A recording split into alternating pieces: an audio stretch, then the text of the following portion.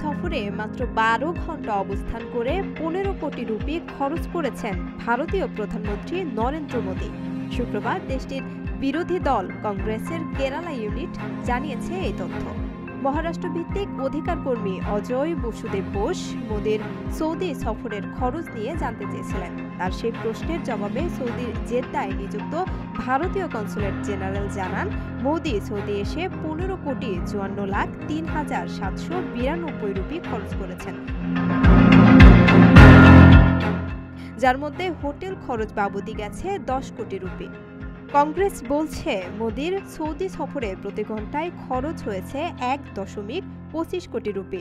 এর মধ্যে হোটেল ভাড়ার খরচ গেছে ১০.২ কোটি রুপি। চলতি বছরের এপ্রিলে সৌদিতে যান মোদী। ওই সময় জম্মু কাশ্মীরের পেহেলগামে সন্ত্রাসী হামলায় ২৬ পর্যটক নিহত হন। ওই ঘটনার পর সফর সংক্ষিপ্ত করে ভারতে ফিরে আসেন মোদী। এদিকে অধিকার কর্মী অজয় বসুদেব বোস এক্সে মোদীর এই অতি খরচ নিয়ে প্রশ্ন তুলেছেন। তিনি বলেছেন, জেদ্দায় কয়েক ঘন্টার জন্য অস্বাভাবিক খরচ। শুধুমাত্র হোটেলের জন্য ১০ কোটি রুপি খরচ করেছে কেন্দ্র সরকার। এটি চমকে ওঠার মতো। মোদীকে কি কেউ এই বেহিসাবি অতি খরচের ব্যাপারে প্রশ্ন করবে?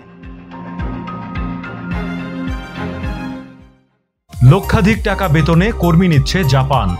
যেতে আগ্রহীরা যোগাযোগ করুন স্ক্রিনে দেয়া নাম্বারে।